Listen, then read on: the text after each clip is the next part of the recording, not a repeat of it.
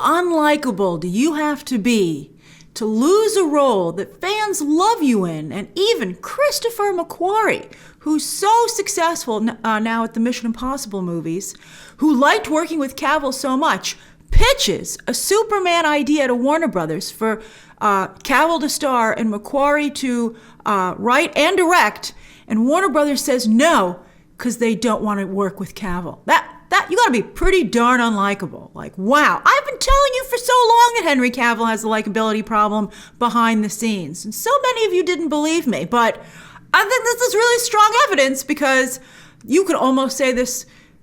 I mean, this is just like such a bad move, I think, for the DC brand. But we'll see how it turns out. We'll see. I think it's really bad. So I'm going to break it all down for you. Now, thanks to the multiverse, Henry Cavill will never 100% be done with Superman. And he can always pop up here and there. But I mean, those are scraps. Don't worry, I'll just tell you now, because you're probably pretty bummed. At the end of this video, I'm going to make a strong case for him to be the new 007. That's what Danny Garcia should be doing right now. I mean, this is done. Superman's done. He should be going, because Daniel Craig, it's his last one, I think for sure this time, and Henry Cavill. And I know we'll talk about it. We'll talk about Cavill's history with 007. But that's what he should just be doing all the time now. That's what he should dedicate himself to. So, because, does he want to keep popping up and being like, hey, remember me? I mean, I hear Warner Brothers is trying to add him and other Justice Leaguers from, the Snyder era, the Snyderverse, to the Flashpoint movie. Oh, I'm sorry, Flash 2022. I just heard that Andy Muschietti is now starting to try to get people working on the film with the hopes that it will spread to stop calling it Flashpoint, because he doesn't want fans to be disappointed, because he's not really doing Flashpoint. It's an all-new multiverse story with multiple comic book influences that just happens to star Flash. I think that is an excellent idea. I'm starting to get on board the Andy Muschietti train. I really liked his video with Sasha Calle, giving her the role of Supergirl, casting her. There was just something about it. I was like, these are great people. And I did like the first It very much. So I'm going to just choose to believe that It Chapter 2 was a horrible mistake that won't happen again. But I heard offers are out for the mother role. Let's see who gets it. If it's Jessica Chastain, we're going right down the Chapter 2 lane again. But anyway, I'm hearing that J.J. Abrams has, he was thinking, I told you, he was like, should I stay with Cavill? Should I not? He's going to go with the new Superman. It's going to be a Superman of color, most likely a black actor. And the Hollywood Reporter is also hearing this. And as you know, Michael B. Jordan was someone that Warner Brothers has been like, maybe for Superman for a while. So all signs point to, especially now that they're calling it a reboot in this coverage, that's what I think they're doing. And it fits with the Latina Supergirl that, as I just said, Muschietti just cast. Will this be Robert Pattinson's Superman equivalent? Did that partially inspire J.J. Abrams? He was like, look, Matt Reeves is having so much fun with his fresh, brand spanking new Pattinson. Although, according to the British press, it ain't so fun behind the scenes. I don't know if those stories are true, but that's a lot of smoke. But, so I think Warner Brothers will probably say, I don't know, let's see if people like it. This multiverse thing and multiverse is supposed to be like a cool story idea, not a get out of jail free card. And it's not working. You guys are going to be in jail for a long time, I fear. And then also, what does this mean for Gal Gadot as Wonder Woman if both her Batman and Superman are being replaced? And Wonder Woman 1984 certainly does not put her in a strong bargaining position to stick around. So how did this all happen? Well, if you follow my coverage, you saw this whole sad saga unfold. But let me reiterate. So first off, Henry Cavill rubbed Warner Brothers and creative people behind the scenes the wrong way when he was making Batman v Superman in particular. Little petty stuff that I'm sure he now feels is ridiculous and he should never have done it. But, I have heard from other people that he is liked, especially earlier on in his career. I think a lot of the stuff that I heard about with Batman v Superman and stuff was, I think Cavill wanted to be a bigger star faster than he was becoming one. Like little stuff. Like he felt like Ben Affleck was getting more stuff than him. It was, but there was perfectly valid reasons for why. And also Ben Affleck's been working for so much longer than him. But anyway, I also hear that Cavill comes from a military family, as many of you know. He's still very actively involved with supporting the military, which is wonderful. But because of that, he doesn't get the politics of Hollywood, and he kind of thinks it's stupid. But, You gotta play the game if you want to win it, man. I mean, I hope this is a great lesson for Cavill, and I hope he uses it when he goes and gets that 007 role. I'm sure he's gonna get another franchise. He's already The Witcher. Someone's gonna scoop him up. I hope so. And I hope he's learned Danny Garcia should always, just for the rest of time, be like, remember Superman and how you lost that role for petty, stupid garbage? All right, so then, of course, speaking of petty, stupid garbage, he infamously backed out of his Shazam cameo, forcing the film to embarrassingly use an obvious body double. He has no head. Everybody knew that's why they weren't showing the Superman's head. And why did he back out? Because he was holding out not just for more money, but he wanted director approval for Man of Steel 2. How'd you like to not make Man of Steel 2? Which is what's happening.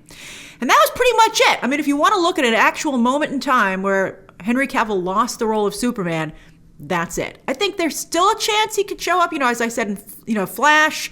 He could show up in Shazam, the new Shazam movie. He could show up in Black Adam. But now that this has happened, I suspect a lot of that stuff will fall away, especially because those things haven't even started production yet. I think Warner Brothers is going to be like, yeah, we're out. And I think Henry Cavill is going to be like, I need to go find another franchise. And I just think it's going to be over. Remember, the whole reason that Warner Brothers brought J.J. Abrams over to the studio and gave him a $500 million deal, they were in a bidding war with Apple, was that not only wanted him to get into DC in general, but they wanted him to specifically take on Superman. They were like, please save Superman.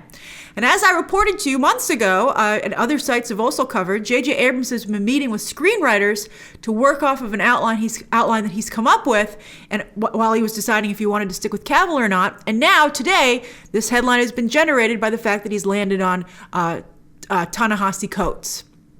Now, Coates is if you're in the comic book world at all, you know who this is, or in many circles. Coates is a best-selling author and a highly respected journalist who's recently cut his teeth on superheroes writing for Marvel Comics. He started out with Black Panther. But they're in the press for this, they were like, Bob Iger liked his run on Black Panther so much that he decided to make the Black Panther movie. And I'm like, I don't know if that's true. I think Kevin Feige, I think it started as a glimmer in Kevin Feige's eye.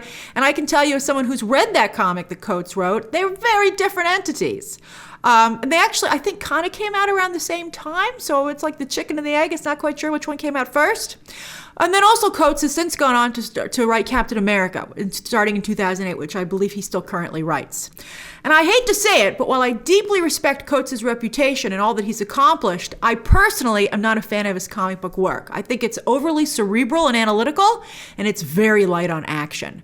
But if you want a writer, I mean, that's the thing. In this case, you want a writer to flesh out the complexities, the commentary, and the importance of race-bending Superman, and to help lead the public relations push to sell that to audiences. And on that front, Coates is an incredibly strong choice. He brings a lot of gravitas and credibility to this creative decision to race bend Superman. And he will be working off of J.J. Abrams' outline, which will have lots of action and lens flare. Now, when Abrams first signed with Warner Brothers, and I told you that he was, doing DC, and they really wanted him on Superman, I pointed out that while J.J. Abrams is good at kickstarting rebooted franchises, which again this is being described as, he's lousy with building the foundation for franchises moving forward. Both Star Trek and Star Wars faltered significantly after strong starts. Also, he's pretty, I don't know, well, hold on. Also, both those franchises under Abrams were mostly Caucasian, with audiences and the POC actors themselves complaining about their characters being sidelined and poorly treated. So this could be a chance for Abrams to correct that history for himself, or to just really embarrass himself. But I do think he's pretty good at casting. I think for the most part, he cast all of those Star Trek and Star Wars quite well, the reboots, but then he just abandoned them. And didn't do a great job with the characters of color even in those first installments. Now, I'm sure that Warner Brothers is eyeing Black Panther and the huge commercial and creative and awards-winning success that was for Marvel. So they think a Superman of color, and again, there are those whispers of Black Panther itself, Michael B. Jordan taking on the role, that could potentially be at the same level. But there are a lot of great Black DC characters that Warner Brothers has done nothing with, again, with fans consistently asking for it. Who was Black Panther to mainstream audiences before Ryan Coogler's movie? Take a little, well, I've heard also recently that Warner Brothers is a little risk averse when it comes to movie making, and I think that when you think of that, it begins to explain a lot of the decisions that they've made, not only with DC but with Fantastic Beasts, etc. It's also tone deaf for Warner Brothers to think fans will forget about Henry Cavill and how Cavill never got a proper Superman movie. It's as bad as the Snyder Cut. I mean, they're like, I wish fans would leave us alone. And it's like, you create these situations. Warner Brothers suits might not like Cavill, but fans adore him. He drives intense fan interest in Mission Impossible, The Witcher, the Snyder Cut, and even building computers at home by yourself. That's great. Good news is this frees, as I said, Cavill up to go pursue other franchises and for other franchises to pursue him. But he should have laser-like focus on 007 to be the new James Bond. It was down to him and Daniel Craig back in 2006 for Casino Royale. As I reported, I believe the thing was that they felt Cavill just was, let's say, not in good enough shape for the role. But he certainly is now. I think he has evolved into the perfect actor to play a sexy scoundrel spy.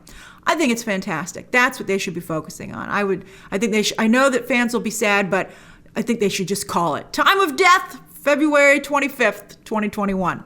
So as for Warner Brothers, Abrams, and Coates' new Superman, I love Michael B. Jordan. I think his Creed is phenomenal. I thought he was an incredibly compelling villain in Black Panther. But I got to tell you, I don't think he's the right choice for Superman. We'll see who they decide to pick. We'll see who they go with. We'll see what the story is. We'll see if it's a new Superman, if it's truly a race-bended Superman. I think there's a lot of question marks still here. So what do you think? I think I have a pretty good idea what you think, but voice it down below. Subscribe today. And of course, as always, you can check out some more videos right now.